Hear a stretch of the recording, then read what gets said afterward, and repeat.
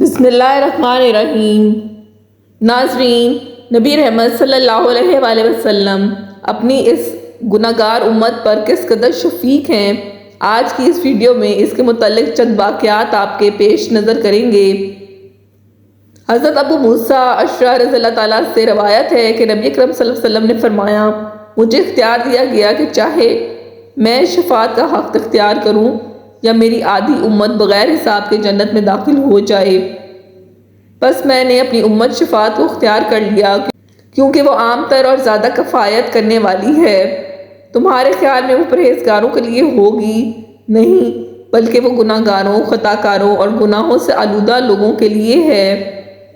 حضرت تمیم داری رضی اللہ تعالیٰ سے روایت ہے کہ وہ بیان کرتے ہیں کہ ہم نبی اکرم صلی اللہ علیہ وسلم کی بارگاہ اقدس میں حاضر تھے کہ اونٹ ایک بھاگتا ہوا آیا اور حضور نبی کریم صلی اللہ علیہ وسلم کے سر انور کے پاس آ کر کھڑا ہو گیا جیسے کان میں کوئی بات کہہ رہا ہو۔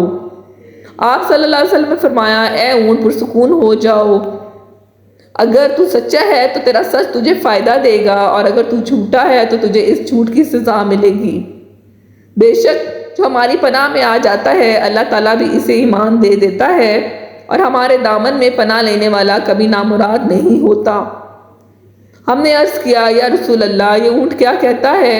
آپ صلی اللہ علیہ وسلم نے فرمایا، اس اونٹ کے مالکوں نے اسے ذبح کر کے اس کا گوشت کھانے کا ارادہ کر لیا تھا، سو یہ ان کے پاس سے بھاگ آیا اور اس نے تمہارے نبی کی بارگاہ میں استغاثہ کیا ہے۔ ہم ابھی باہم اسی گفتگو میں مشغول تھے کہ اس اونٹ کے مالک بھاگتے ہوئے آئے۔ جب اونٹ نے ان کو دیکھا تو وہ دوبارہ نبی کریم صلی اللہ علیہ وسلم کے سر مبارک کے قریب ہو گیا اور آپ صلی اللہ علیہ وسلم کے پیچھے چھپنے لگا۔ ان مالکوں نے عرض کیا، یا رسول اللہ، ہمارا یہ اونٹ 3 دن سے ہمارے پاس سے بھاگا ہوا ہے اور آج یہ ہمیں آپ کی خدمت میں ملا ہے۔ اس پر آپ صلی اللہ علیہ وسلم نے فرمایا، یہ میرے سامنے شکایت کر رہا ہے اور یہ شکایت بہت ہی بری ہے۔ انہوں نے عرض کیا، یا رسول اللہ، یہ کیا کہہ رہا ہے؟ آپ صلی اللہ علیہ وسلم نے فرمایا، یہ کہتا ہے کہ تمہارے پاس کئی سال تک پلا بڑھا، جب موسم گرما آتا تو تم گھاس اور چارے والے علاقوں کی طرف اس پر سوار ہو کر جاتے اور جب موسم سرما آتا تو اسی پر سوار ہو کر گرم علاقوں کی جانب کوچ کرتے۔ پھر جب اس کی عمر زیادہ ہو گئی تو تم نے اسے اپنی اونٹنیوں میں افزائش نسل کے لیے چھوڑ دیا۔ اللہ تعالیٰ نے تمہیں اس سے کئی صحت مند اونٹ عطا کیے، اب جبکہ اس کی خستہ حالت کی عمر پہنچ گئی ہے تو تم نے اسے ذبح کر کے اس کا گوشت کھا لینے کا منصوبہ بنا لیا ہے۔ انہوں نے عرض کیا، خدا کی قسم یا رسول اللہ، یہ بات منوعاً اسی طرح ہے جیسے آپ نے بیان فرمائی ہے۔ اس پر نبی اکرم صلی اللہ علیہ وسلم نے فرمایا، ایک اچھے خدمت گزار کی اس کے مالکوں کی طرف سے کیا یہی جزا ہوتی ہے؟ انہوں نے عرض کیا، یا رسول اللہ، اب ہم نہ اسے بیچیں گے اور نہ ہی اسے ذبح کریں گے۔ آپ صلی اللہ علیہ وسلم نے فرمایا، تم جھوٹ کہتے ہو، اس نے پہلے تم سے فریاد کی تھی مگر تم نے اس کی داد رسی نہیں کی اور میں تم سب سے بڑھ کر رحم کرنے والا ہوں۔ بے شک اللہ تعالیٰ نے منافقوں کے دلوں سے رحمت نکال دی ہے اور اسے مومنین کے دلوں میں رکھ دیا ہے۔ اس کے بعد آپ صلی اللہ علیہ وسلم نے اس اونٹ کو ان سے 100 درہم میں خرید لیا اور پھر فرمایا، اے اونٹ، جا، تو اللہ تعالیٰ کی رضا کی خاطر آزاد ہے۔ اس اونٹ نے حضور نبی کریم صلی اللہ علیہ وسلم کے سر مبارک کے پاس اپنا منہ لے جا کر کوئی آواز نکالی تو آپ صلی اللہ علیہ وسلم نے فرمایا، آمین۔ اس نے پھر دعا کی تو آپ صلی اللہ علیہ وسلم نے فرمایا، آمین۔ اس نے پھر دعا کی، آپ صلی اللہ علیہ وسلم نے فرمایا، آمین۔ اس نے جب چوتھی مرتبہ دعا کی تو آپ صلی اللہ علیہ وسلم آپ دیدہ ہو گئے۔ ہم نے عرض کیا، یا رسول اللہ، یہ اونٹ کیا کہہ رہا ہے؟ آپ صلی اللہ علیہ وسلم نے فرمایا، اس نے پہلی دفعہ کہا، اے نبی مکرم، اللہ تعالیٰ آپ کو اسلام اور قرآن کی طرف سے بہترین جزا عطا فرمائے۔ میں نے کہا، آمین۔ پھر اس نے کہا، اللہ تعالیٰ قیامت کے روز آپ کی امت سے اسی طرح خوف کو دور فرمائے جس طرح آپ نے مجھ سے خوف کو دور فرمایا ہے۔ میں نے کہا، آمین۔ پھر اس نے دعا کی، اللہ تعالیٰ دشمنوں سے آپ کی امت کے خون کو اسی طرح محفوظ رکھے جس طرح آپ نے میرا خون محفوظ فرمایا ہے۔ اس پر بھی میں نے آمین کہا۔ پھر اس نے کہا، اللہ تعالیٰ ان کے درمیان جنگ و جدال پیدا نہ ہونے دے۔ یہ سن کر مجھے رونا آ گیا کیونکہ یہی دعائیں میں نے اپنے رب سے مانگی تھیں۔ تو اس نے پہلی 3 تو قبول فرما لیں، لیکن اس آخری دعا سے منع فرما دیا۔ جبرائیل نے مجھے اللہ تعالیٰ کی طرف سے خبر دی ہے کہ میری یہ امت آپس میں تلوار زنی سے فنا ہوگی۔ جو کچھ ہونے والا ہے قلم اسے لکھ چکا ہے۔ ایک بار جب جبریل علیہ السلام نبی کریم صلی اللہ علیہ وسلم کے پاس آئے تو حضرت محمد صلی اللہ علیہ وسلم نے دیکھا کہ جبریل کچھ پریشان ہیں۔ آپ نے فرمایا، جبریل کیا معاملہ ہے کہ آج میں آپ کو غمزدہ دیکھ رہا ہوں؟ جبرائیل نے عرض کی، اے محبوب کل، جہاں آج میں اللہ پاک کے حکم سے جہنم کا نظارہ کر کے آیا ہوں، اس کو دیکھنے سے مجھ پر غم کے آثار نمودار ہوئے ہیں۔ نبی کریم صلی اللہ علیہ وسلم فرمایا، جبرائیل مجھے بھی جہنم کے حالات بتاؤ۔ جبرائیل نے عرض کی، جہنم کے کل 7 درجے ہیں، ان میں سے جو سب سے نیچے والا درجہ ہے اللہ اس میں منافقوں کو رکھے گا۔ اس سے اوپر والے 6 درجے میں اللہ تعالیٰ مشرک لوگوں کو ڈالیں گے۔ اس سے اوپر 5ویں درجے میں اللہ سورج اور چاند کی پرستش کرنے والوں کو ڈالیں گے۔ تو 4تھے درجے میں اللہ پاک آتش پرست لوگوں کو ڈالیں گے۔ 3رے درجے میں اللہ پاک یہود کو ڈالیں گے۔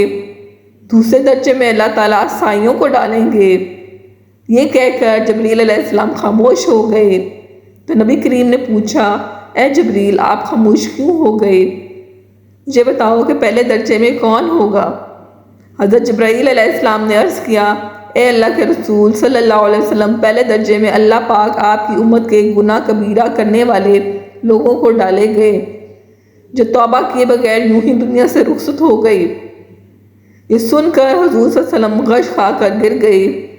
جبرائیل علیہ السلام نے آپ کا سر اپنی گود میں رکھ لیا، حتیٰ کہ آپ کو افاقہ ہوا تو فرمانے لگے، جبریل یہ بات میرے لیے بڑی مصیبت اور غم کی ہے۔ کیا میری امت سے بھی کوئی شخص جہنم میں داخل ہوگا؟ عرض کیا کہ ہاں، آپ کی امت کے گناہ کبیرہ کے مرتکبین۔ یہ سن کر حضور صلی اللہ علیہ وسلم پھر اور جبرائیل بھی رونے لگے۔ حضور صلی اللہ علیہ وسلم اپنے حجرے میں تشریف لے گئے اور لوگوں سے علیحدگی اختیار کی۔ صرف نماز پڑھ کر باہر تشریف لاتے اور نماز پڑھ کر اندر تشریف لے جاتے، اور کسی سے بات کیے بغیر نماز شروع فرما دیتے اور اللہ کے حضور گریہ وزاری کرتے اور اپنی امت کے لیے دعائیں کرتے۔ صحابہ حیران تھے کہ نبی کریم صلی اللہ علیہ وسلم یہ کیسی کیفیت طاری ہوئی ہے، مسجد سے حجرے جاتے ہیں، گھر بھی تشریف لے کر نہیں جا رہے۔ جب تیسرا دن ہوا تو ابوبکر صدیق رضی اللہ تعالیٰ سے رہا نہیں گیا۔ وہ دروازے پہ آئے، دستک دیے اور سلام کیا، لیکن سلام کا جواب نہیں آیا۔ آپ روتے ہوئے سیدنا عمر رضی اللہ کے پاس آئے اور فرمایا کہ میں نے سلام کیا لیکن سلام کا جواب نہ پایا، لہٰذا آپ جائیں، آپ کو ہو سکتا ہے سلام کا جواب مل جائے۔ آپ گئے تو آپ نے 3 بار سلام کیا لیکن جواب نہ آیا۔ حضرت عمر نے سلمان فارسی کو بھیجا لیکن پھر بھی سلام جواب نہ آیا۔ حضرت سلمان فارسی نے واقعے کا تذکرہ علی رضی اللہ تعالیٰ سے کیا۔ انہوں نے سوچا کہ جب اتنے عظیم شخصیات کو سلام کا جواب نہ ملا تو مجھے بھی خود نہیں جانا چاہیے، بلکہ مجھے ان کی نور نظر بیٹی فاطمہ اندر بھیجنی چاہیے۔ لہٰذا آپ نے فاطمہ رضی اللہ تعالیٰ کو سب احوال بتا دیا۔ آپ حجرے کے دروازے پہ آئیں، ابا جان السلام علیکم۔ بیٹی کے بات سن کر محبوب کائنات حضرت محمد صلی اللہ علیہ وسلم اٹھے، دروازہ کھولا اور سلام کا جواب دیا۔ ابا جان، آپ پر کیا کیفیت ہے کہ 3 دن سے آپ یہاں تشریف فرما ہیں؟ نبی کریم صلی اللہ علیہ وسلم نے فرمایا کہ جبریل میرے پاس آئے تھے، انہوں نے مجھے آگاہ کیا ہے اور جہنم کے ابواب کی تفصیل سنائی، اور یہ کہ میں ان اوپر والے دروازے میں میری امت کے کبیرہ گناہوں والے ہوں گے۔ بس اسی بات نے مجھے رلایا ہے اور مبتلا غم کیا ہے۔ حضرت ابو ہریرہ رضی اللہ عنہ سے روایت ہے کہ حضور نبی کریم صلی اللہ علیہ وسلم نے فرمایا، ہر نبی کو ایک خاص دعائے مستجاب کا حق ہوتا ہے، بس ہر نبی نے اپنی دعا جمع جلدی کی، جبکہ میں نے اپنی دعا کو قیامت کے دن اپنی امت کو شفاعت کے لیے مخصوص کر دیا۔ وہ انشاءاللہ میری امت کے ہر اس فرد کو پہنچنے والی ہے جو اس حال میں فوت ہو کہ اللہ کے ساتھ کسی کو شریک نہ کرتا ہو۔